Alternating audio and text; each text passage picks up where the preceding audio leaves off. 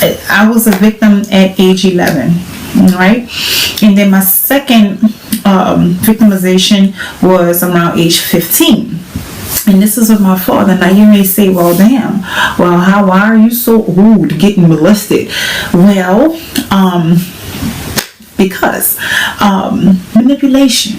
You know, I didn't get a lot of love when I was a little girl, you know, from my mother. My father had went away, and I never understood why he was away. Come to find out, he was away because he was a predatory abuser, you know, and he performed this on my sister.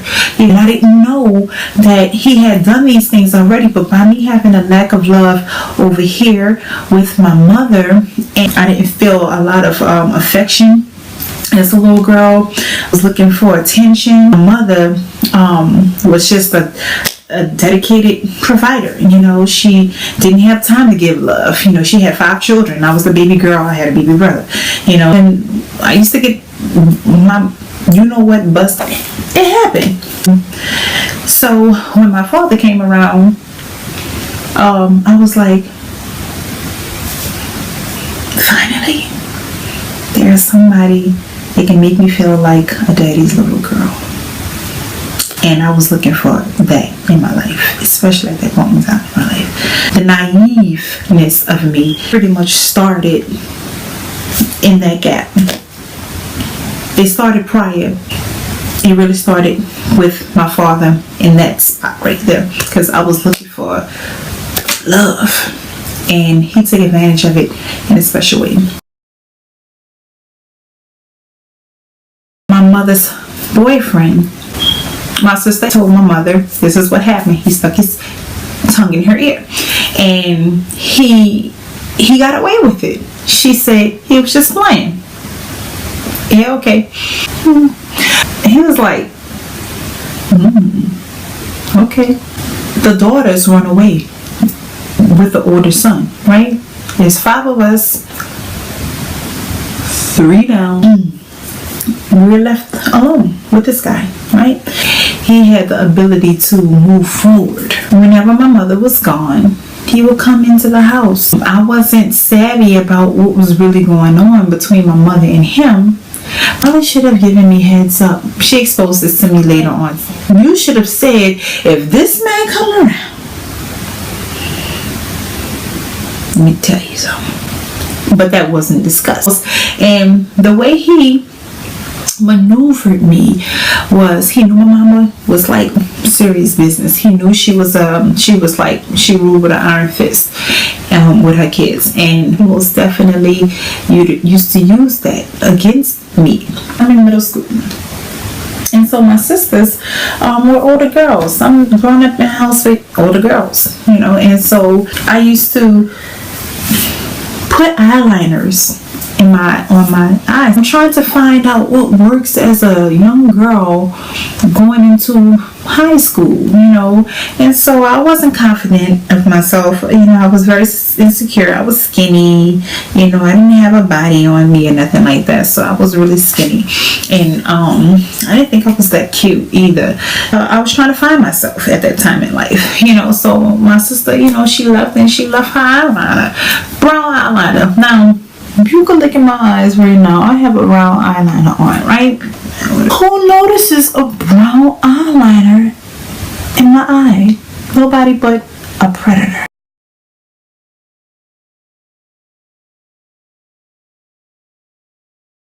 So he used to come around with a white rag just to show. And he would say, well, you know your mama don't want you wearing makeup, right? And I'd be like, yeah. With stuff like that.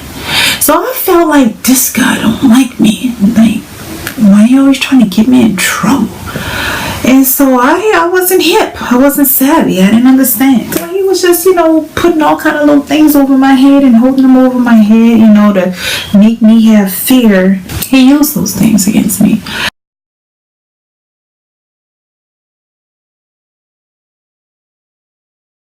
He is also being friendly at the same time. And so I'm feeling like oh, he likes me, okay, cool. Years later, right, I took this stuff away so bad to the point where I forgot a lot. I mean, I literally, 2 people who were close to me in my life,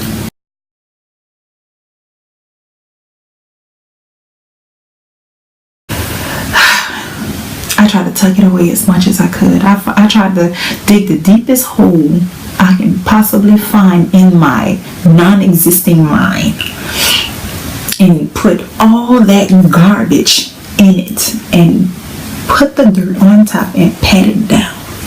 But sometimes you just can't escape.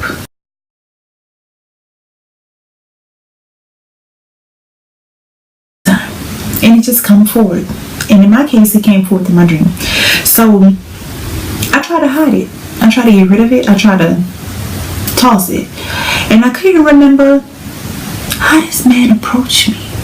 He used to tickle me. And I'm not ticklish. I play along with it. You know, and then he would tickle me here and there. And so I'm like, that didn't feel right. Then touch again between my leg and then tick somewhere else. And so I'm like, right, that doesn't feel normal. But I kind of like ignored it a little bit. I didn't want to assume. And then on top of that, I was a real closed mouth girl. You know, I was real closed mouth. And so, and then I was like, well, you know, maybe he's just trying to be fun, and maybe it was a mistake that he, you know, I was finding all kind of ways to ignore, you know, the reality of it. And after that, you know, he would, you know, go in between my legs and stuff, and, you know, put his mouth on me and things like that. And, you know, and I would be so, like, in stiff mode.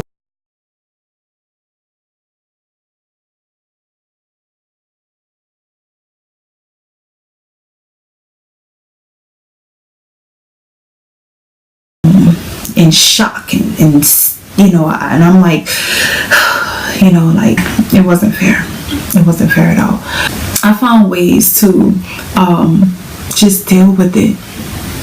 The sad part about it, which makes it so important for you to, as a parent, not to instill too much fear or fear at all in your children, because you want them to come to you and talk to you.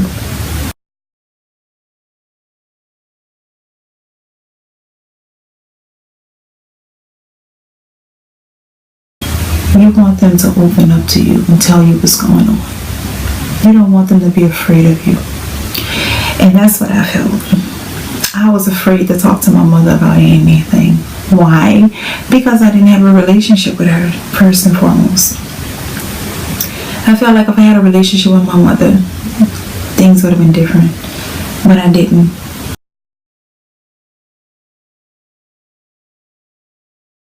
So I was like, who do I talk to? Who do I turn to? You know, I don't have a father. My sisters are gone. I look at my pictures as a little girl nowadays, and I say to myself, wow, you can see a lot. And you can see that there was a lot that was closed in. So in the cycle of shame, humility, and blame, let's shift that weight to the perpetrators and say, I helped somebody else out.